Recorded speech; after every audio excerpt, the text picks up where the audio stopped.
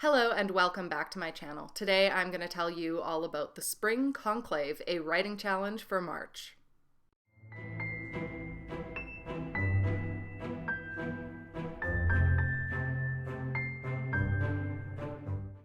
Alright, it is, I think, the earliest that I have ever sat down to film one of these videos, 9:20 a.m. We are back on the floor, out of the sky. If you watched my last video, I know that my travel vlogs don't really get much attention, which is kind of sad because I like them quite a bit, but I find that this is a thing on YouTube. Everything that is like your favorite pet project that you create, that is not what's going to be popular. It's uncanny.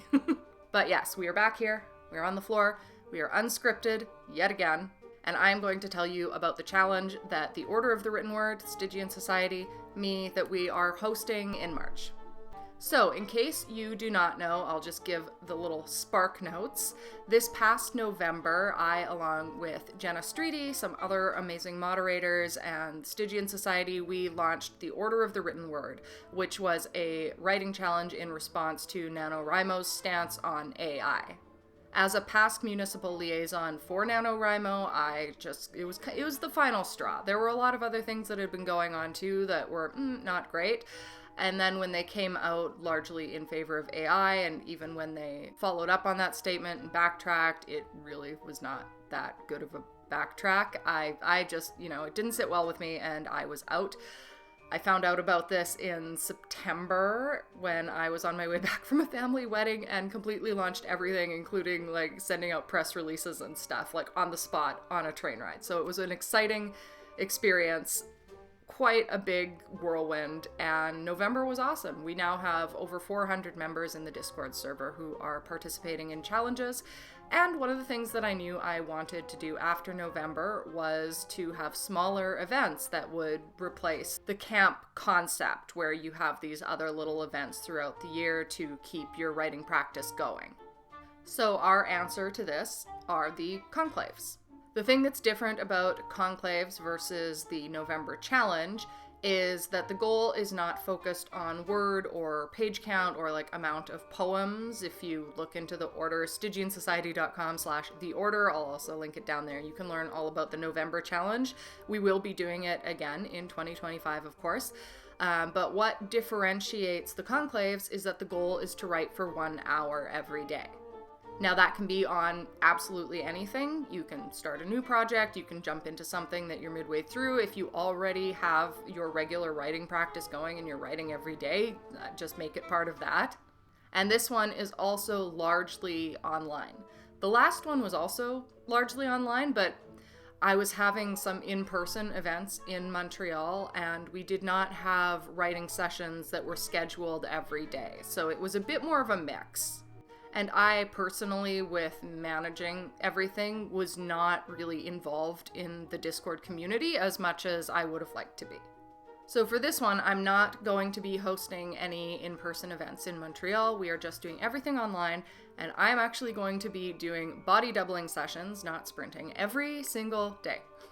Oh, that's a lie. There is a bit of sprinting, but that's going to be on YouTube. And this circles back to why I am up early and filming. I mean, it's not early like to be up 9:30 a.m., but to be ready for filming, it is pretty early. What I've been working on is getting my schedule back to a 7 a.m. wake-up time, which I've been wanting to do for a long time, and I'm thinking that this challenge is going to help me because the schedule I put in place on Discord is that during the week, I'm going to be doing body doubling from 7:30 a.m. to 8:30 a.m. My job starts at 8:30, so I'll clock in at that point. And the reason I'm doing this so early, other than wanting to fix my schedule, is because I'm also trying to go to the gym a little bit more heading into the spring. And I'm one of these people who, I will find any excuse not to. So I need to, build up my entire day to knowing that the second I clock out at 5, I am on that bus or I'm walking to the gym. And that is the only way it's going to happen. If there's a delay, it is not going to happen. So I can't, write after work and then go to the gym. I've got to do the writing in the morning. So March is going to be a lot, but I think it's going to be a positive thing. And if anyone wants to join me in my potentially horrible goals, you are welcome to do so. I think spring is a really good time for this. We're coming out of winter. I try not to complain about winter too much. I reserve my complaints for the summer because I have a heat intolerance and I cannot do heat. I can't. So, you know, as bad as winter can get, we just had our biggest blizzard here since 1920. I will still take that over summer any day. But that being said, I am still feeling good about spring coming, the fresh air. I'm a in-between season person, so I love spring, I love fall, and I can already feel some energy coming, and I can't wait to put that into my writing because, oh boy, do I need to. And here's the update on Centera. I feel like I've given so many of these updates over the years. Like, I go back on my channel and I keep thinking I should just delete some of these videos because it's just so, it's embarrassing to watch myself be like, this is where it is now, this is where it is now, this is what I'm doing. But I leave it up because I think that this is a good example for other writers, especially people who are just starting out, to see the various phases and frustrations and what might go through your head about a project when you're working on a project that's been going for this long. Now, I had announced that the title of the first book was going to be The Hidden Kingdom, but I've changed that now. I did always say it was a working title, so it's okay. Too many books are named The Hidden Kingdom. I like that, but I wanted something that was a little more punchy and would follow through for 3 books and make them have just sort of like this cool standout title. So it is going to be called Centera Awakening, and I won't tell you what the other 2 are, but they sort of like fall in line with that and tell a story with the titles or have a progression. And this is part of the whole revamping of the book. Now, I had kind of a dark night of the soul about this because, as you know, or if you're new here, if you don't know, I've been working on this since I was 13 years old. The way I used to write was I would have a big burst of inspiration once or twice a year. So that made for something that needed to be rewritten all the time and never became finished. I was able to finish it, so I have technically finished it. But what happened when I finished it was I hated it. Okay, hate is too strong a word, but I was not happy with it, especially with everything that I have learned over the past few years of really dedicating myself to writing. So I had this complete thing. It was okay. The writing was there, but there were so many things that were relics from when I was younger, from younger years. Like, there were still a few relics from when I was like 13 or 14 years old. Not specific writing, but plot points that when I really, really looked at it with a harsh eye, I went, it doesn't need to be this way. This is kind of shoehorned in. And I could separate as a reader reading it and just thinking, why? And you don't really want that in your books. So my dark night of the soul was honestly sitting there and thinking about all the other things that I want to write, the genres that I want to go into. I love fantasy and I will always write some level of fantasy, but a main genre that I really want to get more into, that I had a lot of fun writing, is that sort of murder mystery vibe that I had with A Time When Demons.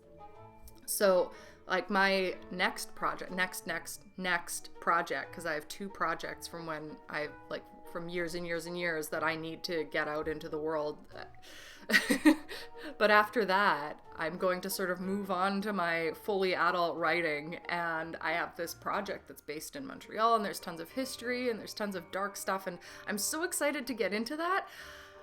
So I was sitting there, I'm like, do I just scrap this project that I have been working on for more than 2 decades? And the answer was no. I can't, because I imagined a world where I scrapped it and I didn't write it and I just moved on, and I think that I would always be frustrated. And part of that is because I have this sort of obsessive thing about being like a completionist. I am a completionist. If things are not complete, it will bug me forever. But also, it just made me sad thinking about it not existing. So what I'm doing is I'm going back, I'm fixing all the things that were why did you do this, or a little bit plot holy, or characters that were two-dimensional. And shout out to my friend Ren. Some of her comments were helpful in this too, because I put out a few chapters on Ream for beta. I was originally talking like at the beginning of this year about how I was going to be putting every chapter out for beta, but I think there's 4 on there now. And she was asking questions about characters that like kind of immediately confirmed concerns that I had, and I was like, okay, it was just another straw of I need to fix this. So what I'm doing, it's the 26th, I have 3 days in which to finish my new outline. Not only 3 days, I've been doing this through February. I need to have my outline finished, and the way I outline is I have the overarching story, and then I will actually figure out each chapter, and I'll write like a little paragraph for myself for each chapter. And once I have all of that sorted out by the end of the month, starting March 1st, I can start writing. This book has to be out by the summer. I can't tell you the specific reason yet because we're not announcing it yet, but this has to be ready. And having this deadline is going to be a really, really good thing. So this conclave is going to be a really, really good thing. But I do have to write probably an hour every day until June, the end of June. And I did calculate this. I was thinking it's like at least 3 pages every day. So that's what I'm going to be doing. And March is going to kick that off. And I think that through July, which is our summer conclave, that I will be doing final edits and revisions to have this out for early August. And that is the plan. What changes am I making that are so huge? Aside from like lots and lots of details, which I won't get into because it'll spoil the story. One of the major things which has made this into an entire rewrite is that I'm changing my POVs a bit. So the way this originally started was my main 3 characters start out in the Earth realm. One is in Greece, one is in Paris, and one is in Scotland. And I had these alternating intros up to all of them ending up in Centera, this fantasy world. So basically you would have a chapter or 2 on Kira and her family, a chapter on Althea, a chapter on Jacob, sort of going back and forth until finally they all culminate into now we're all in the same place and the story moves forward. But as much as I love writing about those locations, and this was one of those things that was a holdover from when I was younger because I just wanted to write about these locations because I so badly wanted to go to them, and now I've been to, 2 of them, I was like, I can't just, this is a beautiful exercise, but it's way too much to dump on people without enough of the story really happening. So it was always going to be a trilogy. But now each book is going to focus on a different character. All of them are going to be in all of them, but it's going to be, and there's going to be different POVs in each, but it's going to be primarily from the viewpoint of one character, which if you write fantasy, if you write like in-depth obsessive world building and stuff like that, you understand how huge this is. So now instead of having all 3 characters, I have these events, like I have heavily Jacob POV focused events in the first book that now cannot be that because I've decided the first book is for Althea. Yeah, and that's how I'm tearing it apart, and I have to move things around and all of that. So it's a big project, but I do feel pretty confident about where it's headed now, and I do know 100% that this will be the final draft, even if it destroys me. And that's that. So, I think that was all I wanted to update you on. If you are a writer, I hope that you'll join us for the Spring Conclave. I will probably be talking more about my project on Discord and trying to provide as much help as I can. Oh, that's the other thing. I have relaunched my website.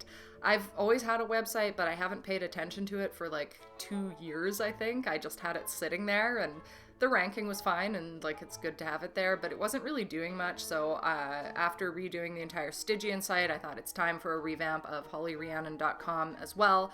And that launched yesterday, so if you would like to go take a look at it, I'm really happy. It's clean. It's not like super fancy or anything. I might fancy up the layout at some point. but it's very clean and the information is excellent. I did a lot of hunting back through old like newspaper articles and stuff to find media mentions like from back in Winnipeg. And this used to just be entirely an author website, but I have changed it now so that it's still primarily writing, but it also includes stuff about Haunted Montreal, about past things that I've done like Drawn and Plastered, so it's a little more comprehensive about who I am, my past, and all of that. So right when you go to the homepage, you'll find my updated bio, which I think is like 4 paragraphs long, but I thought it's my website, why not? And you can find media, and I've got some little videos on there and stuff too, and I now have a blog, and that's what reminded me of this. So if you're looking for blogs that I did previously, if you didn't know that I did blogs, they are now all on there. I've taken the majority off of Medium. I left a few just so people who follow me on there can see what's going on and move to my website instead. And I post stuff about writing education. Also, if you have read the blogs before, I updated most of them because they were from my early blog days, and I've come very, very far with how I write blogs because I think I've written like 150 blogs now from my day job. I have become a blog master. So the blogs on my website are now way better, and the ones moving forward will continue to be up to par. I have stuff about world building, how to write every day, things like that. So I hope you will go follow me. You can subscribe to the newsletter and get updates when I do post blogs. I'll also let you know about events, conventions, stuff like that I am going to be attending. Any other updates. I do promise not to be spammy though. At Stygian, we send an email blast out once a month, and it'll probably be similar with me. So if you're already subscribed to Stygian, you can subscribe to me and you won't be completely overwhelmed with Holly, Rhiannon, and Stygian content.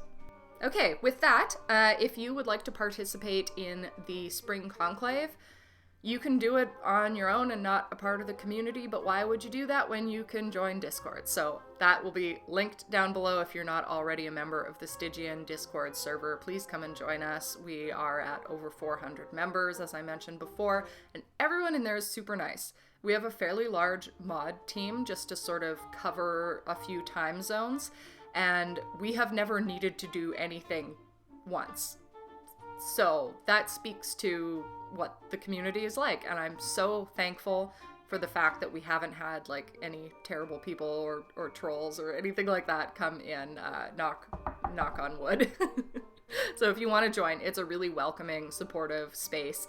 And if you are like a little bit concerned about joining a community, because I know as writers we are quite introverted often, that's the stereotype and it tends to be true, it's a good place to start out. You don't have to show your face, you can type, you can participate in as many things or as few things as you wish. You're welcome to lurk. So I hope that I will see you there in March. On YouTube, I am still doing my every second week lives, so don't worry about that. Those are still going to happen. Yeah, so Monday to Friday, 7:30 a.m. to 8:30 a.m., body doubling. Alternating Saturdays, I'm going to be on Discord at 11 a.m. and on YouTube, the usual time, 1 to 3. This is all Eastern. Everything on Discord is going to be body doubling. The 2 sessions, I think, on YouTube are going to be sprints, but in the Discord server, you can also sprint anytime you like. It's very free form. Those are just the times that I'm going to be on, so if you want someone to, like, crack the whip and make sure that you come on out and do something, you can see my whole calendar on Discord, and you can follow what I'm doing and set alerts and stuff like that. Alright, and that is everything. Thank you so much for stopping by. Go watch some of my travel videos. The Mexico one is especially good. I'm very proud of it.